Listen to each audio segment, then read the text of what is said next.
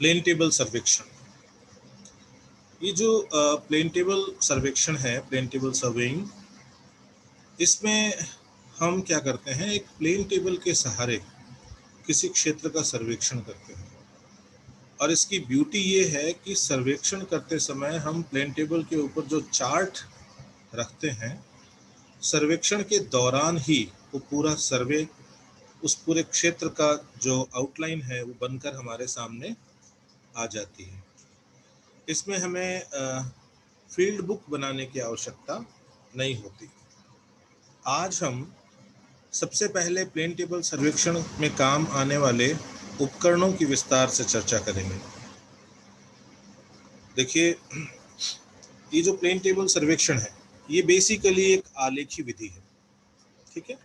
और इस आलेखी विधि में जो सर्वेक्षण का कार्य होता है ना, और प्लान की रचना, ये दोनों प्रक्रियाएं साथ साथ संपन्न होती है। जैसा कि मैंने अभी अभी कहा था ना कि आपको फील्ड बुक अर्थात क्षेत्र पुस्तिका बनाने की आवश्यकता नहीं होती, जबकि आपने जो दूसरे सर्वेक्षण किए हैं, आपने ज़रीब सर्वेक्षण भी किया है फर्स्ट ईयर में, और आपने प्रिज्मेटिक कंपास सर्वेक्षण किया है सेकेंड ईयर में।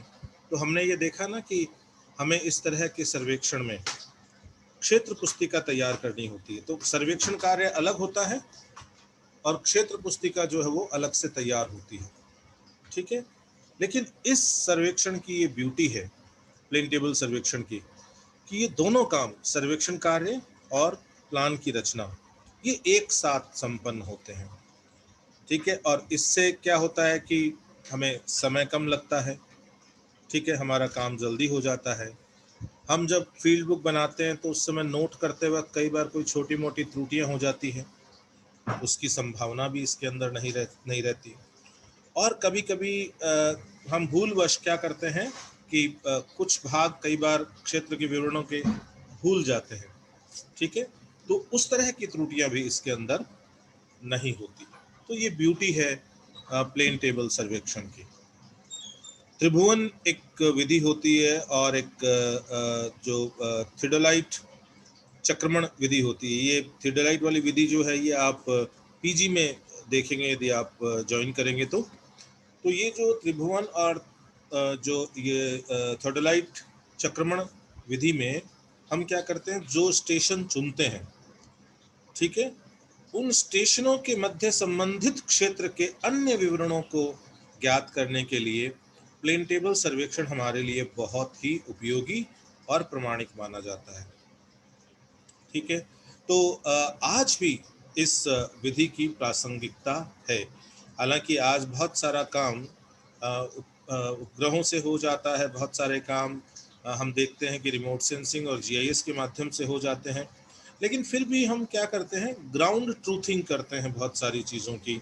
हम ग्राउंड ट्रूथिंग के अंदर भी प्लेन टेबल को इस्तेमाल कर सकते हैं यदि हम किसी क्षेत्र के प्लान को जांचना चाहें तो, ठीक है।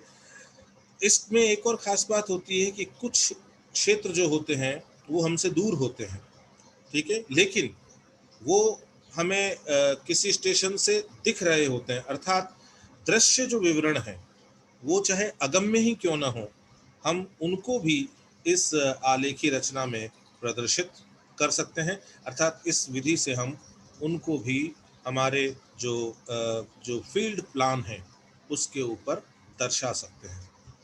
तो ये एक बहुत ही सशक्त माध्यम है सर्वेक्षण का।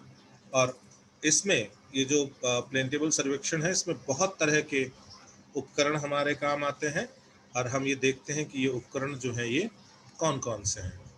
तो इन उपकरणों में देखिए, सबसे पहले एक प्लेन टेबल और त्रिपाद होती है जो सबसे प्रमुख उपकरण है इसका।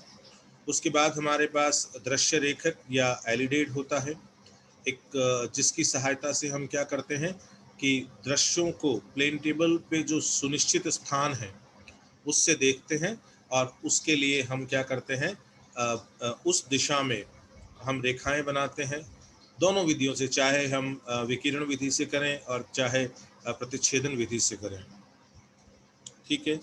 फिर एक स्पिरिट लेवल होता है। स्पिरिट लेवल इसलिए बोलते हैं क्योंकि इसमें स्पिरिट भरा होता है, ये हमारी टेबल को लेवल करने के काम आता है। साहुल और साहुल पिंड होता है, ये हमारी टेबल की केंद्रण अर्थात सेंटरिंग में काम में आता है, ठीक है। साहुल कांटा और साहुल पिंड दोनों मिलाकर। एक इसमें उपकरण काम में आता है ट्रफ कंपास। ये हमें मैग्नेटिक नॉर्थ, जो चुंबकीय उत्तर है, उसके निर्धारण में हमारे काम आता है। जरीब अथवा फीता, हम ज़्यादातर फीते का ही इस्तेमाल करते हैं जब हम सर्वेक्षण करते हैं, ठीक है। तो ये दूरियां मापने के लिए हमारे काम आता है। सर्वेक्षण दंड जो होते हैं वो हमें दृश्यों को भली भांति एलिडेट के द्वारा देखने में काम आते हैं। इसके अलावा ड्राइंग का कागज़ होता है, ड्राइंग पिनें होती हैं, ऑलपिन होती है, और ड्राइंग के जो अन्य उपकरण हैं, पेंसिल वगैरह, वो सब उसमें हम इस्तेमाल करते हैं। अब हम क्या करेंगे, एक एक करके और उन उपकरणों की बात करेंगे, ठीक है। तो सबसे पहले हम प्लेन टेबल या त्रिपाद की बात करते हैं।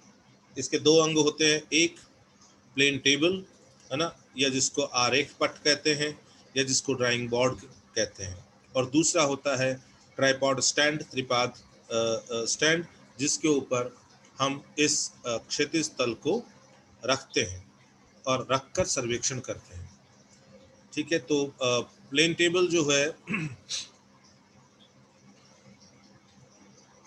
हम आगे के उपकरणों को देखते हैं।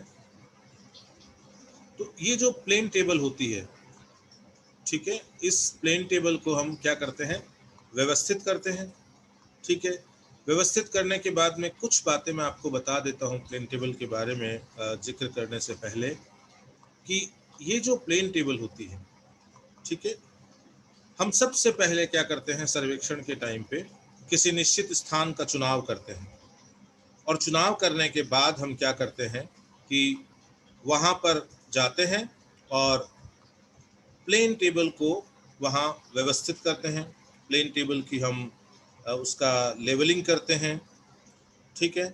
और उसके बाद हम क्या करते हैं कि सेंटरिंग करते हैं। सेंटरिंग करने का मतलब ये हुआ कि हम ये देखते हैं कि भाई जो हमने स्थान लिया है ग्राउंड पे, ठीक है, उसको हम प्लेन टेबल के ऊपर एक निश्चित बिंदु के द्वारा दिखा सकें, और या हम ऐसा कर सकते हैं कि जो हमारा निश्चित बिंदु है टेबल के ऊपर, उसको हम ग्राउंड पे लोकेट कर सकें। ये दोनों काम सेंटरिंग में आते हैं, ठीक है। हम नॉर्थ आइडेंटिफाई करते हैं और मैग्नेटिक नॉर्थ को ड्रॉ करते हैं टेबल के ऊपर। इसके बाद हम सर्वेक्षण का काम शुरू करते हैं, ठीक है। तो ये जो प्लेन टेबल होती है, इसको यदि हम बनावट के हिसाब से देखें तो ये प्लेन टेबल तीन तरह की होती है। एक साधारण या चक्रमण टेबल, ये वो टेबल है जिसको हम हमारे कॉलेजेस में विद्यार्थियों को ट्रेनिंग के लिए इस्तेमाल करते हैं, और इसी टेबल के बारे में हम विस्तृत जानकारी प्राप्त करेंगे। इसके अलावा एक थोड़ा सा एडवांस इंस्ट्रूमेंट है जॉनसन टेबल, ठीक है, और एक और इंस्ट्रूमेंट है तट सर्वेक्षण टेबल, ठीक है। लेकिन चूंकि हम सारा का सारा काम सिंपल और ट्रेवर्स टेबल के ऊपर करते हैं, साधारण या चक्रमण टेबल के ऊपर करते हैं, तो हम साधारण और चक्रमण टेबल जो है उसकी विस्तृत जानकारी को प्राप्त करते हैं, ठीक है। तो देखिए, छोटी मापनी वाले मानचित्रों के लिए किए गए चक्रमणों में अथवा स्थलाकृतिक मानचित्रों में अपेक्षाकृत अगम्य विवरणों को अंकित करने के लिए अथवा सैन्य आवीक्षण रेखा चित्र बनाने के उद्देश्य से किए गए प्लेन टेबल सर्वेक्षणों में प्राय साधारण या चक्रमण टेबल का प्रयोग किया जाता है, और हम भी हमारे विद्यार्थियों को प्लेन टेबल सर्वेक्षण की ट्रेनिंग जब देते हैं तो इसी साधारण या चक्रमण टेबल का इस्तेमाल करते हैं। ये जो टेबल होती है, ठीक है, इसमें हम ये देखते हैं कि ये टेबल लकड़ी की बनी होती है, और इसमें टेबल का जो ऊपरी भाग होता है वो चीड़ की लकड़ी का बना होता है। ये लगभग 2.5 सेंटीमीटर के मोटे तख्तों को जोड़ जोड़ कर बनाया जाता है। ये एक सिंगल टुकड़ा नहीं होता लकड़ी का, चीड़ की लकड़ी का एक सिंगल टुकड़ा नहीं होता, बल्कि हम 2.5 सेंटीमीटर के मोटे तख्त जो होते हैं, ठीक है, उनको जोड़ जोड़ कर इसको बनाते हैं। इसके पीछे भी एक लॉजिक है, क्योंकि हम ये चाहते हैं कि जो बहुत सारी सीज़न होती है, रेनी सीज़न है, विंटर है, समर है, उसके अंदर इस टेबल में किसी प्रकार की कोई भी त्रुटि ना आए, कोई डिस्टोर्शन ना आए इसमें, इसलिए हम ऐसा करते हैं। अलग अलग आकार की होती है, 40 गुणा 30 सेंटीमीटर की भी होती है, 75 गुणा 60 सेंटीमीटर की टेबल होती है जो हम हमारी प्रयोगशाला में बच्चों को ट्रेनिंग के लिए इस्तेमाल करते हैं। 45 गुणा 45 सेंटीमीटर की भी होती है, 60 गुणा 60 सेंटीमीटर की भी होती है। इसका मतलब इसके अलग अलग आकार होते हैं। हमारी कॉलेजेस में हम 75 गुणा 60 सेंटीमीटर की जो टेबल है उसका इस्तेमाल करते हैं। ठीक है, अब इसके पट के निचली सतह पर सागवान की जो लकड़ी होती है उसकी 2 पट्टिकाएं लगी होती है और इन पट्टिकाओं तथा पट्ट की निचली सतह पर खांचेदार स्लॉटेड धारियां होती हैं। और वो धारियां क्यों होती है? ताकि तापमान में यदि किसी भी तरह का परिवर्तन हो रहा है, ठीक है, तो पट्ट की ऊपरी सतह को प्रभावित ना कर पाए। ठीक है, इसलिए इसको जोड़ जोड़ कर बनाया जाता है और इनके जोड़ों के सहारे ये धारियां होती हैं।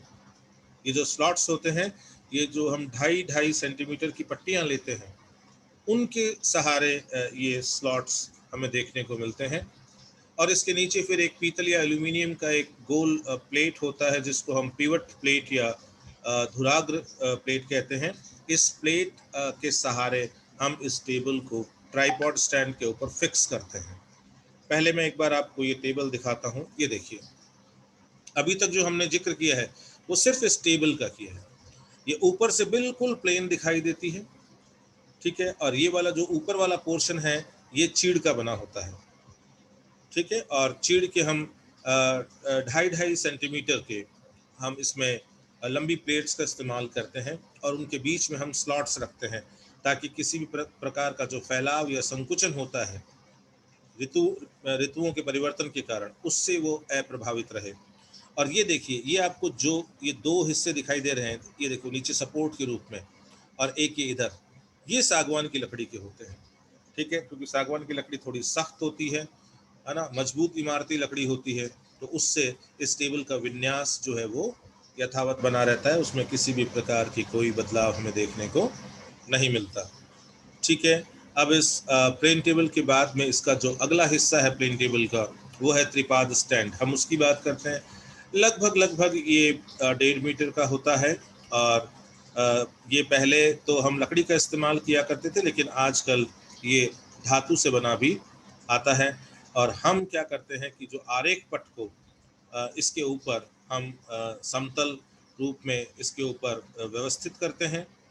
ठीक है, और इसमें भी एक प्लेट लगी होती है, पीतल या एल्यूमिनियम की प्लेट लगी होती है, उसे हम ट्राई ब्रांच प्लेट कहते हैं।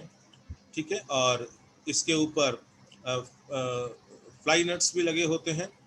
ठीक है, और ये जो इसकी जो प्लेट है, ठीक है, हमारा जो आरेख पट है, इसको ट्राइपॉड स्टैंड पर लगाने के लिए इसमें बॉस हेड भी होता है। धुराग्र प्लेट के बॉस हेड को त्रिपादी स्टैंड के छिद्र में डालकर और त्रिपादी प्लेट में लगे जो एक क्लैंपिंग स्क्रू होते हैं, बंधन पेच, उससे कस दिया जाता है। ठीक है, इसका मतलब जो हमारी प्लेट के ऊपर प्लेट के नीचे की तरफ जो गोल पीतल या एल्यूमिनियम की एक गोल प्लेट होती है, उसमें धुराग्र प्लेट बोलते हैं जिसको।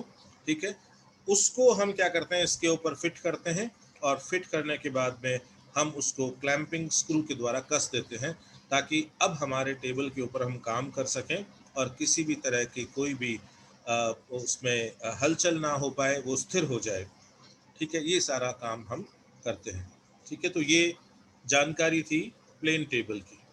ठीक है, जो हमारे इस सर्वेक्षण का मुख्य इंस्ट्रूमेंट है।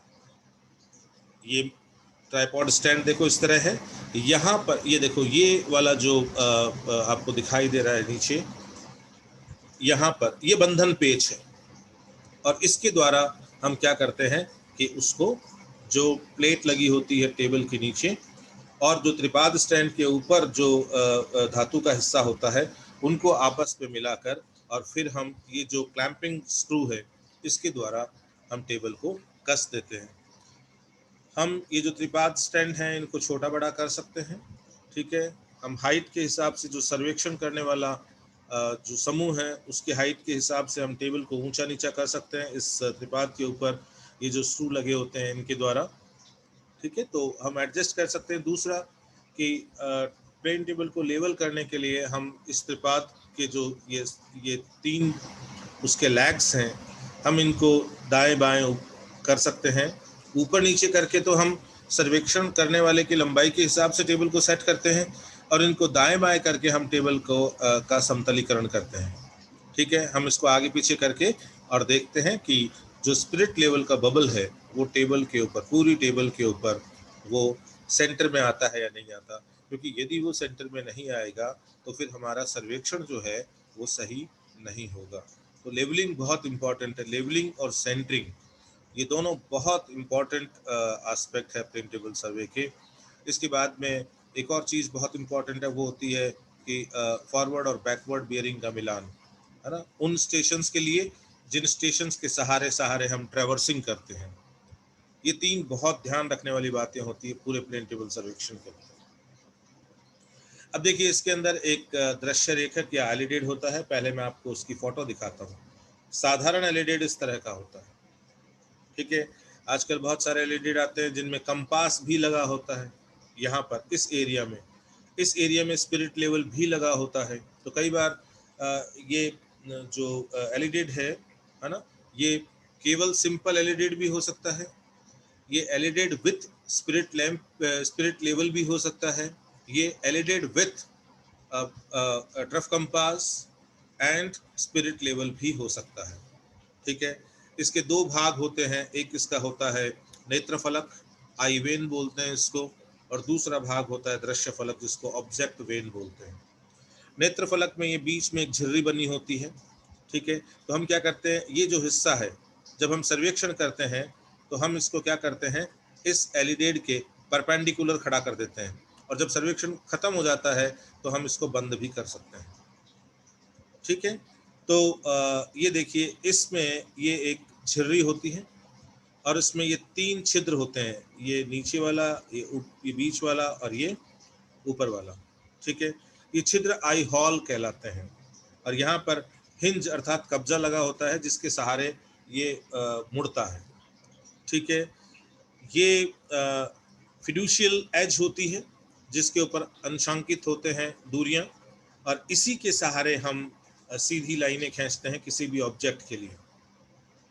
और इसी को हम क्या करते हैं, जो किसी स्थान के लिए हम पॉइंट निर्धारित करते हैं, उस पॉइंट के सहारे हम इसी एज को टच करते हैं और इसके सहारे लाइनें खींचते हैं।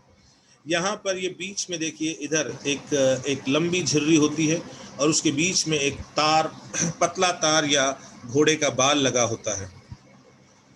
ठीक है, इस ऑब्जेक्ट वेन में, है ना, दृश्य फलक में। और हम क्या करते हैं, यहाँ से ऑब्जेक्ट को देखते हैं, फिर हम क्या करते हैं, ऑब्जेक्ट, हेयर, हॉर्स हेयर, ठीक है, और ये आई होल, इन तीनों को एक सीध में लेते हैं, और उसी के आधार पर फिर हम क्या करते हैं कि हमारे जो ऑब्जेक्ट है उसके लिए हम लाइन खींचते हैं। ठीक है, तो इस तरह से ये एलिडेड हमारे काम आता है। ठीक है, और अब देखते हैं, देखिए हम ये जो हमारा एलिडेड है, ठीक है, इसका हमने अभी चित्र देखा। अब हम ये देखते हैं कि इस एलिडेड की जो जानकारियां हैं, ठीक है, उसको हम थोड़ा सा ध्यान से देखते हैं। देखो, प्लेन टेबल में क्या होता है कि ये एलिडेड होता है, इसकी सहायता से हम 2 स्थानों के मध्य की दृश्य रेखा की दिशा में ड्राइंग का कागज, जो पेपर होता है, कागज होता है, उसके ऊपर रेखा या किरण खींचते हैं। ठीक है, और जब हम विकिरण सर्वेक्षण करते हैं तो हम इस किरण की लंबाई जो है वो फीते से नाप कर सुनिश्चित करते हैं। और जब हम प्रतिच्छेदन विधि अपनाते हैं तो हम किरण नाप के खींच के छोड़ देते हैं, और फिर जब ए स्टेशन से बी स्टेशन पर जाते हैं और बी स्टेशन से जब उसी ऑब्जेक्ट के लिए हम दोबारा इसी विधि से किरण खींचते हैं, तो जहाँ पर वो दोनों काटती हैं वही हमारे ऑब्जेक्ट की लोकेशन होती है स्केल के अनुसार, है ना। तो वो प्रतिच्छेदन बिंदु होता है। तो हम जहाँ पर ये दोनों काटती हैं, तो हम ये सारी जानकारियां जो है वो तो तब करेंगे जब हम सर्वेक्षण करने की विधि पे जाएंगे। अभी हम केवल उपकरणों की जानकारी प्राप्त कर रहे हैं। बनावट के अनुसार ये 2 प्रकार के होते हैं। इसको बोलते हैं साधारण या द्विविक्षी एलिडेड, और दूसरे को बोलते हैं दूरदर्शी एलिडेड।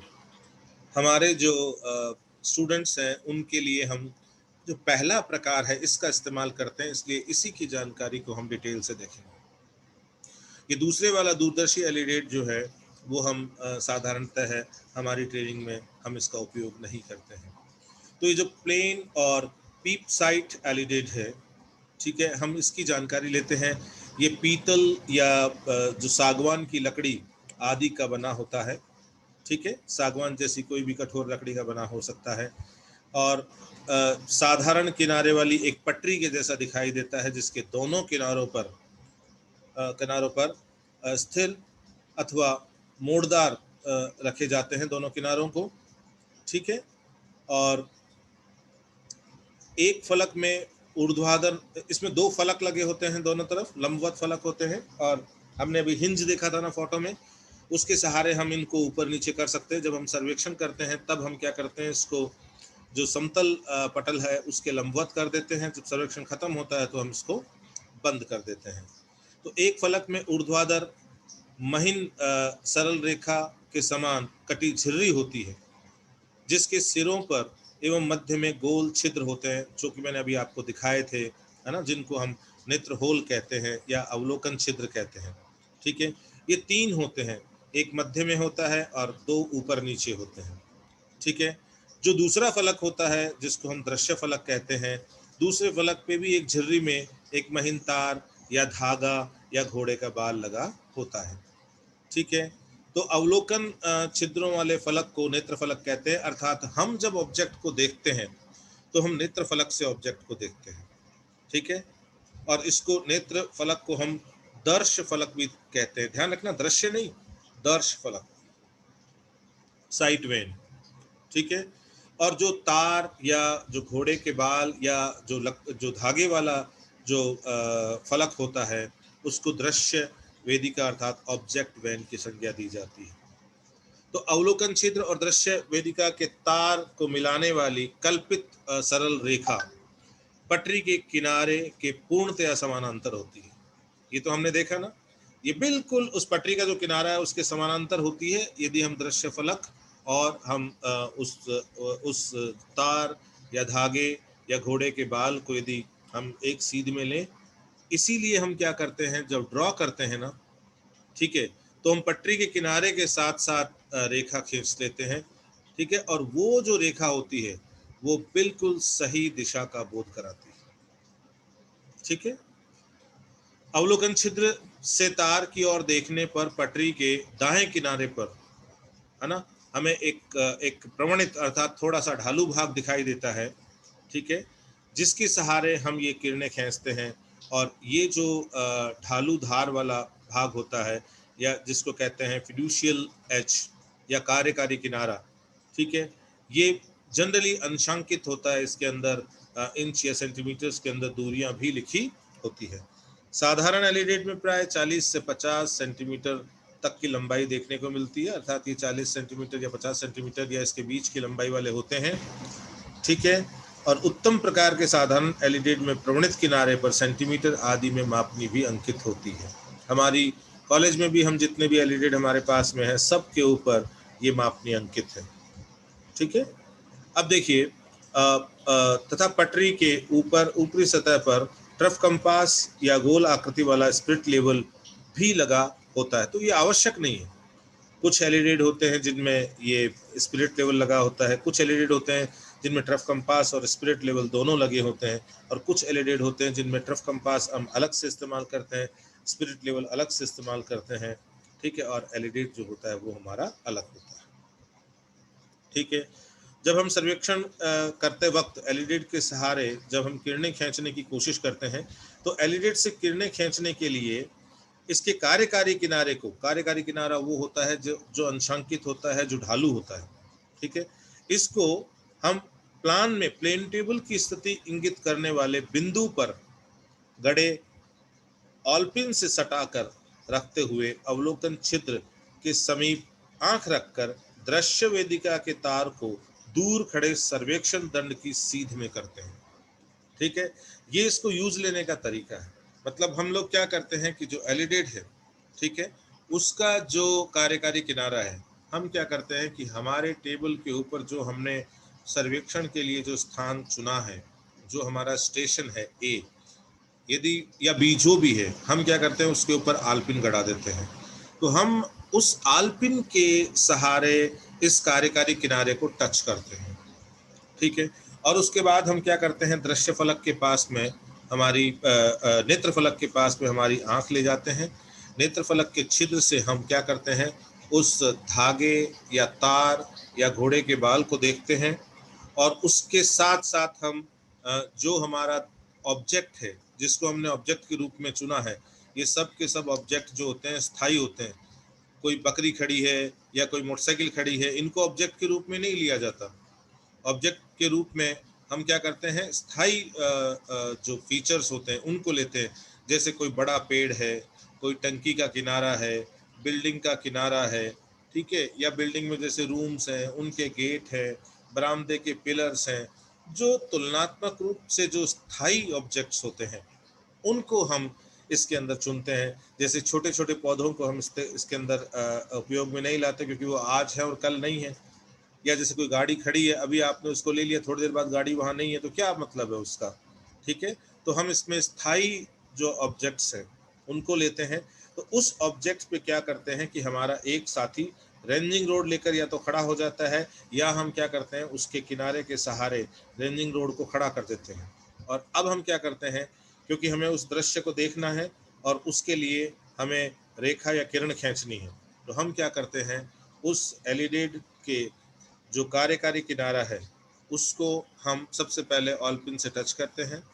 फिर हम नेत्र फलक से उस ऑब्जेक्ट को देखने की कोशिश करते हैं, और ये ध्यान रखना चाहिए हमें कि उस ऑब्जेक्ट और नेत्र के ठीक बीच में वो घोड़े का बाल या तार या धागा होना चाहिए जो दृश्य फलक में लगा हुआ है।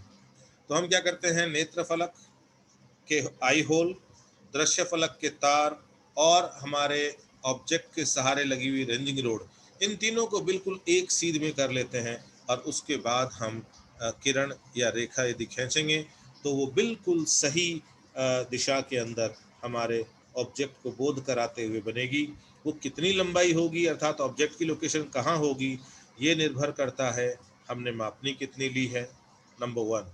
दूसरा कि हम उसको नाप कर ले रहे हैं क्या, अर्थात क्या हम विकिरण विधि से सर्वेक्षण कर रहे हैं। और तीसरा कि यदि ऐसा नहीं करते तो हम ये रेखा खींच कर छोड़ देते हैं।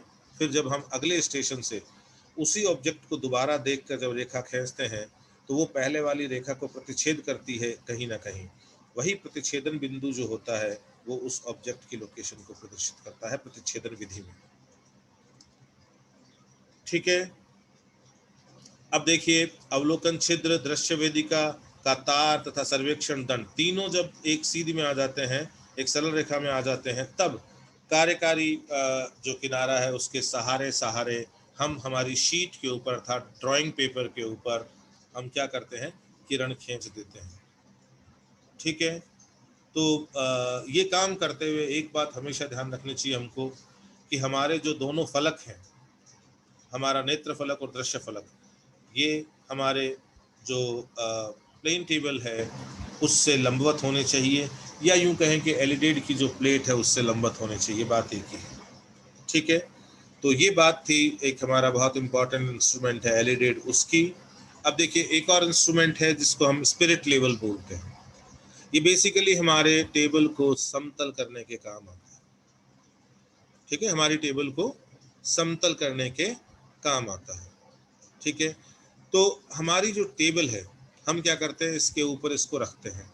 इसको स्पिरिट लेवल इसलिए बोलते हैं क्योंकि इसमें एक पतली सी कांच की ट्यूब होती है, उसके अंदर स्पिरिट या अल्कोहल भरा होता है, और एक थोड़ा सा स्थान रिक्त छोड़ दिया जाता है, और इसमें हवा का बुलबुला बन जाता है। ठीक है, जो कि हिलता रहता है ना। और जनरली क्या होता है कि इसके बीच में इस स्पिरिट लेवल की जो ये ट्यूब है कांच की, इसके बीच में दो निशान लगे हुए होते हैं। यदि हमारा बुलबुला ठीक उन दोनों निशानों के बीच में है, इसका मतलब हमारी टेबल लेवल है। ठीक है, यदि वो बीच में नहीं आता, यदि वो किधर से भी ऊंचा आ रहा है, इसका मतलब वो स्थान जो है वो हमारी टेबल का वो हिस्सा जो है वो ऊंचा है।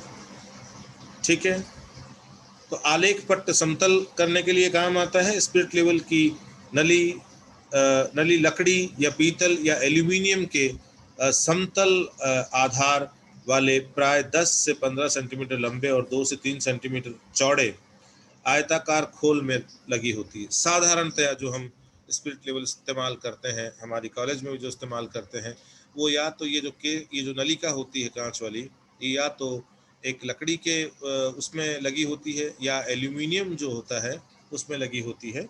ठीक है, फिर देखिए कि आलेख पट को समतल करने के लिए उसके चारों कोनों पर और मध्य में, है ना, हम क्या करते हैं, उस स्पिरिट लेवल को रख रख के देखते हैं और प्रत्येक स्थान पर जिस ओर को हवा का बुलबुला भागता है, ये ध्यान रखना बहुत इंपॉर्टेंट बात है, उस ओर को त्रिपाद स्टैंड आवश्यकता अनुसार नीचा कर देते हैं, जिससे हवा का बुलबुला ठीक बीच में आ जाए। और जब तक वो बीच में नहीं आता पूरी टेबल के ऊपर, तब तक हम सर्वेक्षण के काम को आगे नहीं बढ़ाते, है ना। हम सबसे पहले क्या करते हैं, स्पिरिट लेवल की सहायता से टेबल को हम लेवल करने की कोशिश करते हैं, उसके बाद ही हम आगे बढ़ते हैं। अब देखिए, एक आता है साहुल कांटा और साहुल पिंड, है ना, ये दो इंस्ट्रूमेंट हैं। ये बेसिकली सेंटरिंग के काम में आते हैं। ठीक है, तो हम सेंटरिंग करने के बाद में इनको रख देते हैं और जब दोबारा हमें सेंटरिंग करने की आवश्यकता होती है तो हम पुनः इसका इस्तेमाल करते हैं।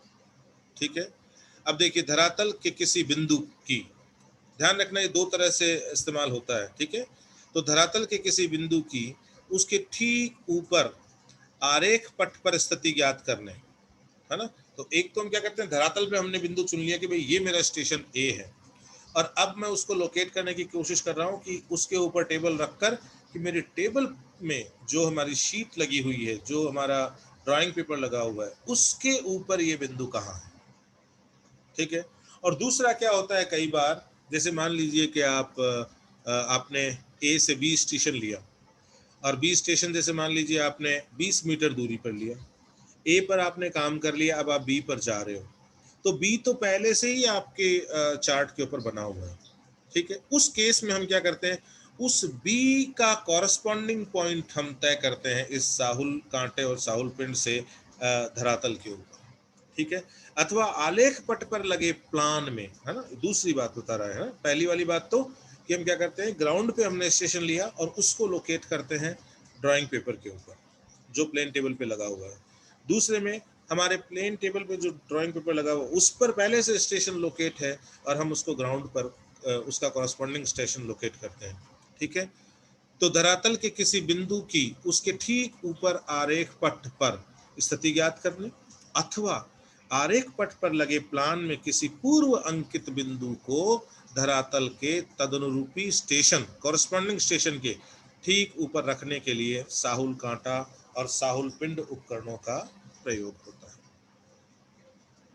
ठीक है, ठीक है ना। तो अब देखिए, हम ये भी कह सकते हैं कि धरातल के किसी स्टेशन पर प्लेन टेबल के केंद्रण के लिए यह उपयोगी, सेंटरिंग के लिए। तो आपसे पूछा जाए कि इन सारे इंस्ट्रूमेंट के अंदर प्लेन टेबल के संकेंद्रण के लिए कौन से इंस्ट्रूमेंट यूज किए जाते हैं, तो आपको पता होना चाहिए कि साहुल कांटा और साहुल पिंड है। ये साहुल कांटा लगभग लगभग 1 मीटर लंबी एक छड़ होती है। ठीक है, पीतल या एल्यूमिनियम किसी की भी हो सकती है, 2 सेंटीमीटर इसकी चौड़ाई होती है और 2 मिलीमीटर के आसपास जनरली इसकी मोटाई होती है। ठीक है, और हम इसको क्या करते हैं कि मोड़ कर चिमटे की आकृति में बना लेते हैं, तो इसको कहते हैं साहुल कांटा। ठीक है, अब इसमें क्या होता है कि इसकी जो कांटे की ऊपरी भुजा अपेक्षाकृत क्या होती है, कुछ छोटी और नोकदार होती है ना। ये थोड़ा सा नुकीला सा हिस्सा बना होता है उसका, ऐसा त्रिकोण जैसा दिखाई देता है आगे से, है ना। तो वो जो नुकीला हिस्सा होता है, ठीक है,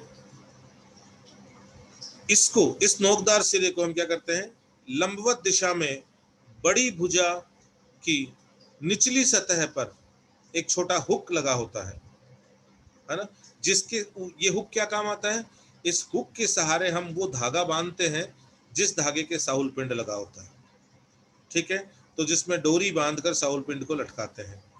और ये जो नुकीला हिस्सा होता है ना इस चिमटे का, उसको हम क्या करते हैं, जैसे हमने मान लो ऊपर हमारा कोई ऑब्जेक्ट है पहले से बी, और वहाँ आलपिन लगी हुई है, तो हम क्या करते हैं, उसको उस आलपिन के बिल्कुल सटा कर, बिल्कुल उसको टच करके, स्पर्श करते हुए और उसको व्यवस्थित करते हैं। और यदि हमें कोई नीचे का स्टेशन ऊपर करना पड़ता है, तो इस नुकीले हिस्से पर ही, जैसे नीचे का स्टेशन हमने तय कर लिया और हमारा पॉइंट जो आ गया उसके ऊपर ड्राइंग पेपर के ऊपर, तो इस नुकीले हिस्से के ऊपर हम क्या करते हैं, ऑलपिन गाड़ देते हैं नुकीले हिस्से के आगे, और वही हमारा स्टेशन होता है। ठीक है, तो देखिए कि इस कांटे की नोकदार जो छोटी भुजा को हम आरेख पट्ट के ऊपर रखकर कांटे को इस प्रकार आगे पीछे या दाईं बाईं और हटाते हैं या हिलाते हैं कि डोरी से बंधे साउल पिंड की नोक धरातल के संबंधित स्टेशन के ठीक ऊपर लंबवत सीध में आ जाए। ठीक है, तो ये सारा का सारा काम हम साहुल और पिंड की सहायता से करते हैं, और साहुल पिंड की सहायता से हम ये जो काम कर रहे हैं, ठीक है, इस काम से क्या होता है कि स्पष्ट तौर पे हमारी टेबल जो है उसका केंद्रण हो जाता है।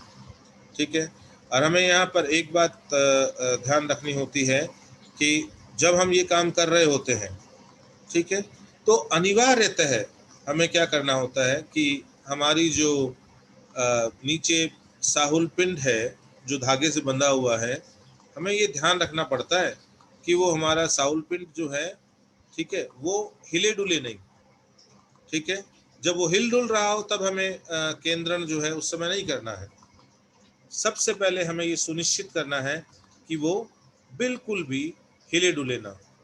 जब वो स्थिर हो जाता है ना, उसके बाद ही, उसके स्थिर होने के बाद ही हम क्या करते हैं कि हमारा स्टेशन, यदि धरातल वाले को प्लेन टेबल के ऊपर लेना हो, चाहे प्लेन टेबल वाले स्टेशन का धरातल पे बिंदु लेना हो या मिलान करना हो, ठीक है, जिसको हम, इस पूरी प्रक्रिया को हम सेंटरिंग कहते हैं।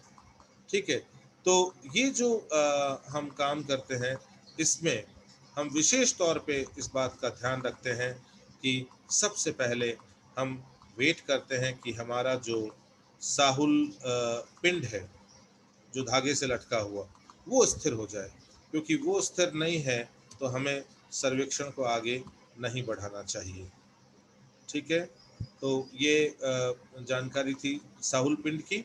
और अब हम अगले इंस्ट्रूमेंट की बात करेंगे। जो हमारा अगला इंस्ट्रूमेंट है वो हम जो इस्तेमाल करने जा रहे हैं वो हमारा है फीता।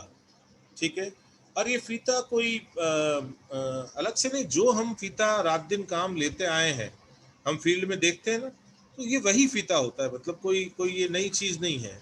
ठीक है, हालांकि फीते बहुत तरह के आते हैं मार्केट में, ठीक है, लेकिन ये जो फीता है ना, ये वही फीता है जिसको हम इस्तेमाल करते हैं।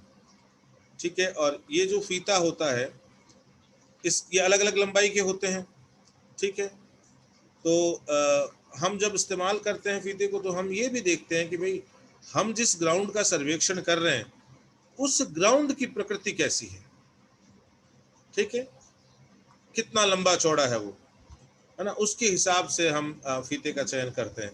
और ध्यान रखना, कोशिश हमें ये करनी होती है कि हम एक ही फीते से वो काम करें। यदि हम फीते जोड़कर वो काम करेंगे ना, तो हमारे सर्वेक्षण में त्रुटि आने की संभावना रहती है। ठीक है, सामान्यतः ये जो फीते होते हैं ये 100 फीट के या 30 मीटर के होते हैं, है ना। हमारी कॉलेजेस में ज़्यादातर ये 30 मीटर के जो फीते होते हैं, हम इनका इस्तेमाल हमारी कॉलेजेस में खूब करते हैं। ठीक है, अब ये किससे बने होते हैं उसके आधार पर इसके कई प्रकार हैं। ये सूती कपड़े के बने हो सकते हैं, लिनन का फीता। जनरली हम इस तरह के फीतों को यूज़ करने से बचते हैं। क्यों?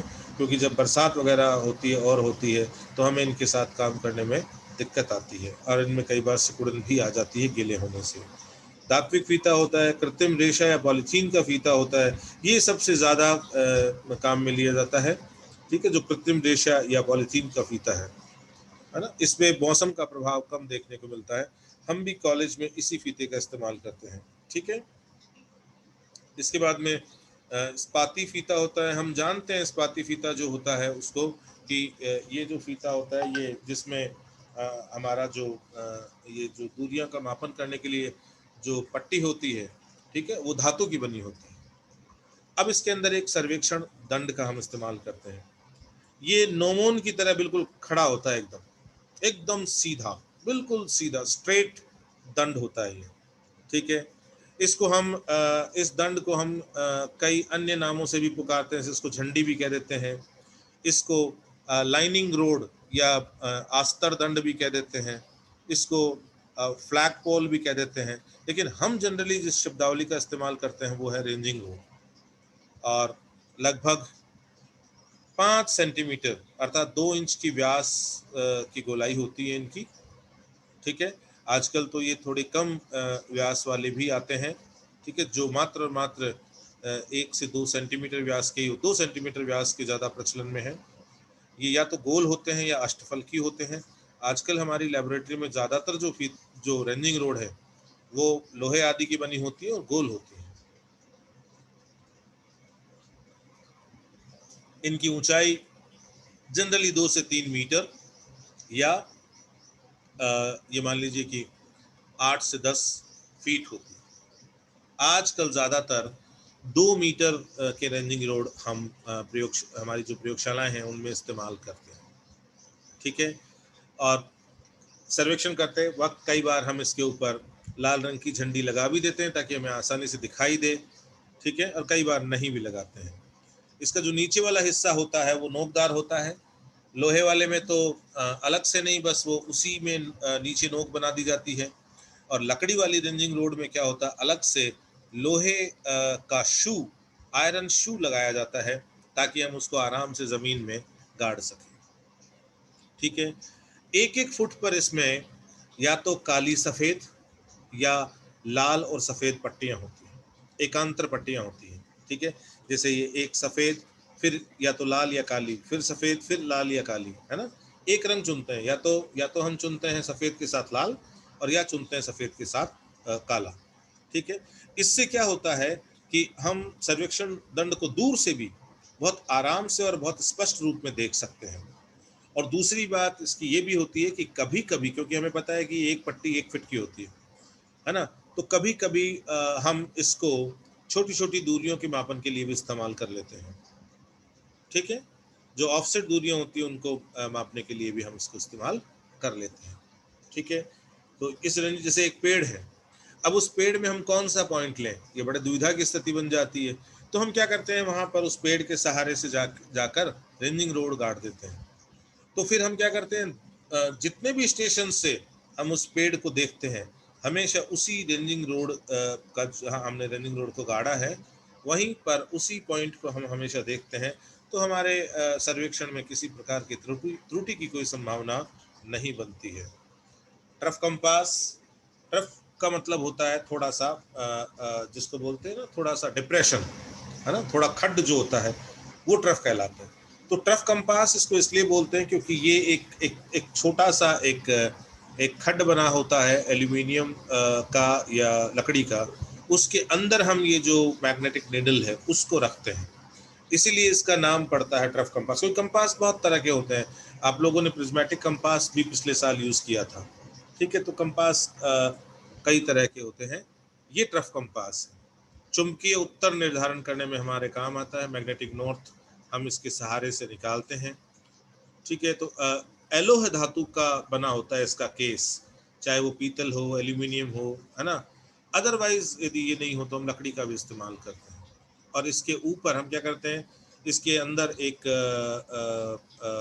धुराग्र पिन या पिवट पिन होती है, उसके ऊपर हम उस जो हमारी मैग्नेटिक निडल है उसको रख देते हैं।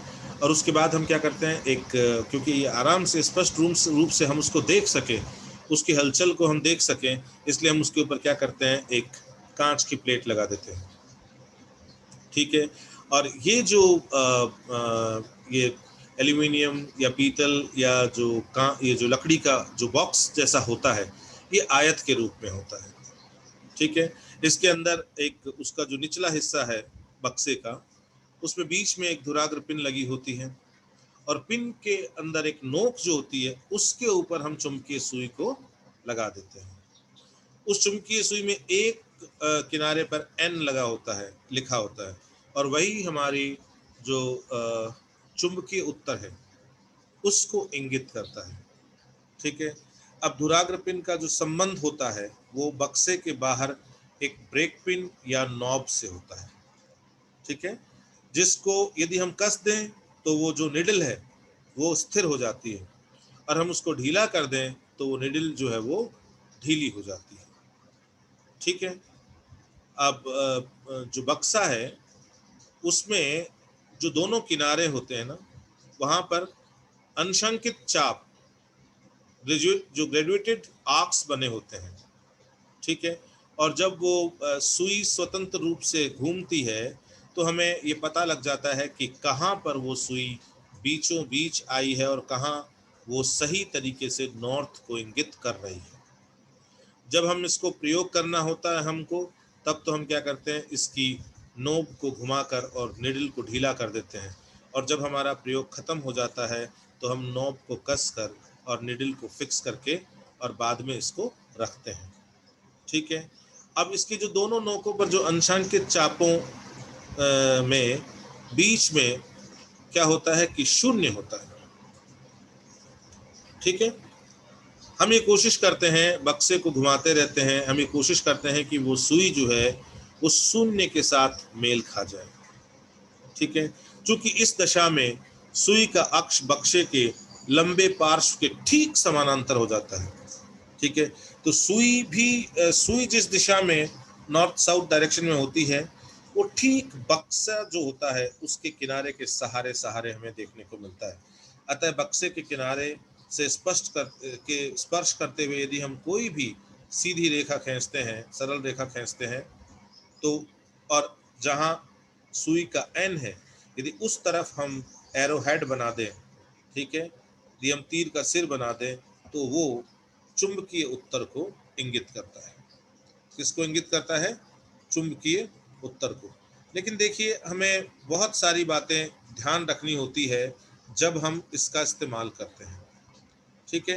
क्योंकि यदि हम उन बातों का ध्यान नहीं रखेंगे तो ध्यान रखिएगा कि यदि हम उन बातों को संज्ञान में नहीं लेते हैं तो निश्चित रूप से हमारे सर्वेक्षण में त्रुटि आएगी और हमारा नॉर्थ गलत होगा।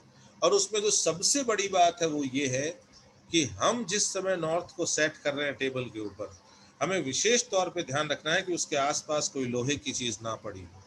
क्योंकि यदि लोहे की चीज पड़ी होगी तो निश्चित रूप से क्या होगा कि वो निडल जो है वो प्रभावित होगी। इवन यदि आपने अपने हाथों में, यदि मान लीजिए कोई लोहे की रिंग पहन रखी है और आप उन्हीं हाथों से उसको हिला रहे हो, है ना, मैग्नेट इसको टर्फ कंपास को, तो भी उसमें त्रुटि की संभावना रहती है। तो ध्यान रखना है हमें कि किसी भी तरह की कोई लोह धातु उसके आसपास नहीं होनी चाहिए, क्योंकि वो होगी तो निश्चित रूप से हमारे सर्वे में वो त्रुटि पैदा करेगी। ये आपके सामने जो दिखाई दे रहा है ये टर्फ कंपास है। इस टफ कंपास में देखिए, ये जो है ये एक आयताकार बक्सा है। ठीक है, जो अलोह धातु का बना होता है। इस बक्से के ऊपर ये कांच की पट्टी होती है जिसमें से हम अंदर के इस निडल को देख सकते हैं। यहाँ पर ये पिवट है और ये इसकी पिवट पिन है। इसी पिवट पिन पर हम क्या करते हैं, इस निडल को, मैग्नेटिक निडल को फिक्स कर देते हैं, जिसकी एक तरफ एन रखा होता है। इसके दोनों तरफ ये अंशांकित आर्क होते हैं, चाप होते हैं। हम जब इसका सर्वेक्षण करते हैं, है ना, तो हम ये कोशिश करते हैं कि हमारी निडल जो है वो जीरो की सीध में हो। क्योंकि जब ये जीरो की सीध में होती है तो हमारी निडल जो होती है वो नॉर्थ को बताती है, और हमारी निडल इस किनारे के ठीक समानांतर होती है। तो हम क्या करते हैं, इस किनारे के सहारे यदि लाइन खींचें तो वो हमारे नॉर्थ को ही इंगित करती है। यहाँ ये देखो, ये ग्लास कवर ऊपर होता है ना, ये यहाँ पर देखिए ये एक नोब है या इसको ब्रेक पिन कहते हैं। ठीक है। ये लिफ्टिंग लीवर के साथ में अटैच होती है। ठीक है। जब हम इसको कस देते हैं तो ये जो चुंबकीय सुई है वो स्थिर हो जाती है, और जब हम इसको ढीला कर देते हैं तो चुंबकीय सुई में फ्री मूवमेंट आ जाता है। ठीक है। और ये जो है ये ग्रेजुएटेड आर्क है, अर्थात अंशांकित चाप है। तो इस तरह से हम देखते हैं कि इस सर्वेक्षण में हम आगे बढ़ते हैं। ठीक है। तो हम क्या करते हैं कि इसमें जो नॉर्थ है, ठीक है, उस नॉर्थ को हम भली भांति उस नॉर्थ का हम पहले उसका मापन करते हैं और फिर हम क्या करते हैं, उस नॉर्थ को हमारी जो टेबल है, ठीक है, हम क्या करते हैं उस नॉर्थ को हमारी टेबल के ऊपर वो जो हमारी क्या बोलते हैं उसको, जो ट्रफ कंपास है, ठीक है, उस ट्रफ कंपास के सहारे जो हमारी उसकी बॉर्डर बनती है हमारे ट्रफ कंपास की, उसके सहारे एक लाइन खींचते हैं और जिधर हमारा एन उस चुंबकीय सुई का है उस एन की तरफ, जैसे मान लो मैंने यहाँ पर ये लाइन खींची, तो मैं इस लाइन के इस किनारे पर क्या करूँगा, तीर का निशान बना के और मैं इसके ऊपर यहाँ एन लिख दूंगा बीचों बीच। इसका मतलब मेरा तीर का निशान जिधर है उस तरफ ही मेरा नॉर्थ है, ठीक है। ये काम करने के बाद में पर ध्यान रखना, यहाँ बहुत ध्यान रखने लायक बात ये है कि एक, इसके आसपास कोई लोह धातु नहीं होनी चाहिए। दूसरा कि ये काम जो है ये मुझे मेरी टेबल का लेवल और केंद्रण ये दोनों करने के बाद करना है, उसके पहले मैं नॉर्थ जो है उसको मार्क नहीं करूँगा, ठीक है। इसके अलावा देखिए हमें कुछ और चीज़ों की आवश्यकता पड़ती है, जैसे ड्राइंग पेपर हमें ज़रूरत पड़ती है हमारी प्लेन टेबल पर लगाने के लिए, हमें ड्राइंग पिन्स की ज़रूरत पड़ती है, ठीक है, अलग अलग कलर्स की पेंसिल का भी हम इस्तेमाल करते हैं, ठीक है, और भी ड्राइंग के कई उपकरण जो है वो हमारे काम आते हैं, ठीक है। तो इस तरह से हमने जो चर्चा की है वो केवल और केवल हमने प्लेन टेबल सर्वेक्षण में जो काम आने वाले इंस्ट्रूमेंट हैं केवल उनको समझा है कि वो कौन कौन से हैं, उनके क्या क्या उपयोग है, वो किस चीज़ के बने होते हैं, किन प्रिंसिपल्स पे वो काम करते हैं, कौन कौन सी बातें हैं जिनका हमें ध्यान रखना चाहिए इस सर्वेक्षण को करते वक्त जब हम आगे बढ़ते हैं।